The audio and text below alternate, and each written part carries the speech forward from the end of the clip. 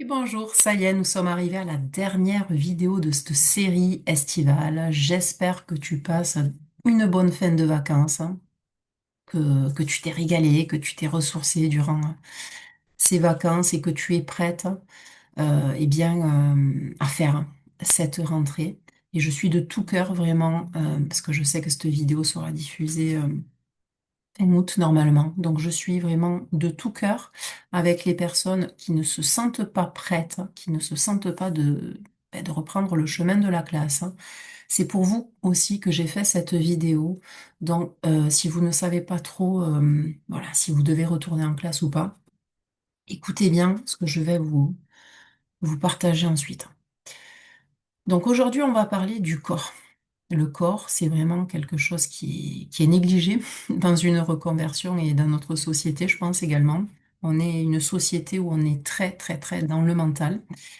Mais il faut savoir que notre corps sait, avant notre mental, ce qui est bon ou pas pour nous. Notre corps envoie 80% des messages au cerveau. 80% des messages, des informations au cerveau. Face à une situation que l'on est en train de vivre, que l'on va vivre, eh bien le corps envoie des signaux, hein, alors c'est par des tensions, des choses que vous allez ressentir au sein de votre corps. Il vous envoie des messages pour vous signaler si c'est la bonne direction à prendre ou pas pour vous. Sauf que, eh bien, on a du mal à l'écouter, on a du mal à se connecter à ses ressentis corporels et à les comprendre. Et surtout, on croit que toutes les décisions sont prises avec la tête, avec le mental. Ça, c'est archi faux. Sachez qu'une reconversion que vous allez créer, que vous allez organiser 100% avec votre mental, eh bien, c'est la meilleure façon de vous tromper en fait en adoptant cette technique-là. D'accord? Aucune décision n'est à prendre avec le mental en fait. Le mental va vous servir à passer à l'action, à planifier, à poser des actions, mais jamais, jamais à prendre la décision. Donc il y a différentes façons de prendre ces décisions. Je ne vais pas entrer dans les détails, hein, c'est des choses qu'on voit durant l'accompagnement, mais écouter les ressentis de son corps, ça fait partie de ces options-là. Donc non, il ne suffit pas de réfléchir davantage et de faire des listes pour et contre et d'attendre d'être sûr à 100%. D'accord?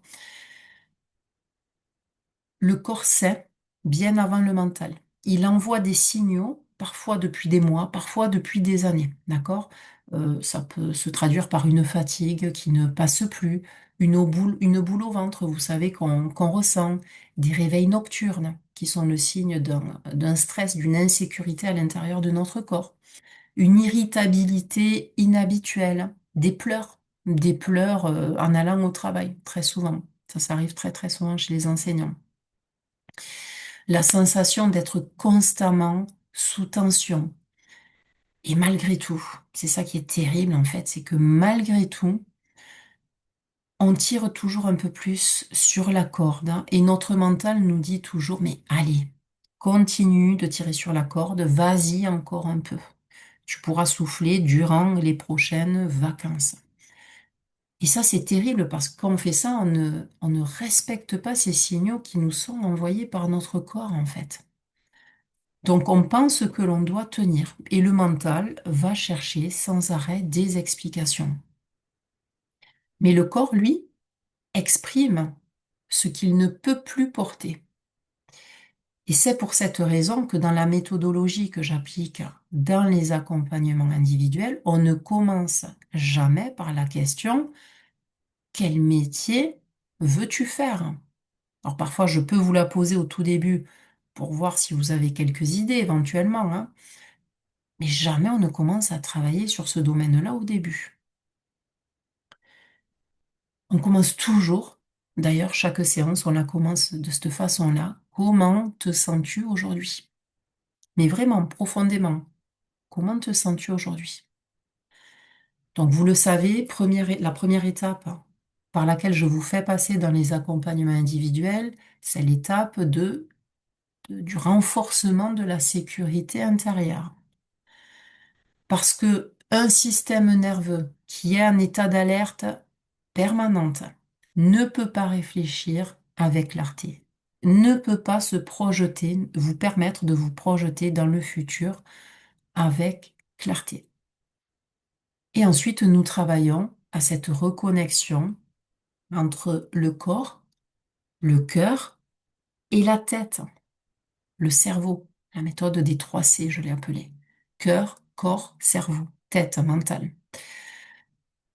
Je vous aide, je vous accompagne à écouter. Écouter vos émotions, vos sensations, vos ressentis aussi corporels et tous ces besoins en fait qui ont été mis de côté durant bien des années, de nombreuses années durant lesquelles vous vous êtes tant donné dans ce beau métier. C'est paradoxal, hein, ce beau métier qui est l'enseignement. Euh, Vous pouvez vous être donné également beaucoup pour vos enfants si vous êtes maman. Et donc vient ensuite un temps d'introspection profonde pour mieux comprendre qui vous êtes aujourd'hui, ce qui vous anime encore, enfin, ce qui vous anime aujourd'hui, ce qui vous ne correspond plus. Et après, on construit, ça vous le savez, je l'ai expliqué dans les vidéos précédentes, la vision et le projet professionnel en tant que tel. D'accord? Pourquoi cet ordre? C'est tout simple, hein, en fait. C'est une question de bon sens, hein. Et je suis convaincue qu'une reconversion durable ne se construit pas uniquement avec des idées. En France, nous sommes, on le sait, hein, on le dit, on se présente parfois comme tel, nous sommes un pays très cartésien. On le voit lorsqu'on est enseignant, toute la journée, on demande à nos élèves d'être assis sur une chaise et de faire travailler leur tête, hein. Et si les enfants bougent trop, parce qu'ils ont envie de bouger, leur corps, le corps ne peut pas rester si longtemps assis, on va leur dire, mais arrête de bouger. Ça commence à m'agacer, là. Vous voyez, donc on renvoie toujours tout à la tête. Alors qu'il y a d'autres populations dans le monde qui sont plus habituées, en fait, à bien prendre en compte ces ressentis corporels. Donc ça, voilà, pour certaines personnes, c'est plus simple à faire que pour d'autres. Alors, si ton corps t'envoie des signaux en ce moment, vraiment, ne les considère pas comme un obstacle. C'est très, très important. Vous n'avez plus peut-être envie de retourner en classe, mais comment ça se traduit au niveau de votre corps?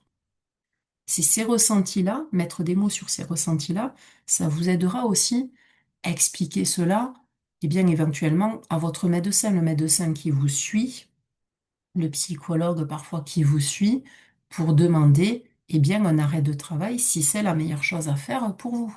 Et parfois c'est la meilleure chose à faire. Vraiment. Il n'y a pas d'autre solution que de se mettre en arrêt. Et ensuite, faire en sorte de remettre de la sécurité à l'intérieur de votre corps.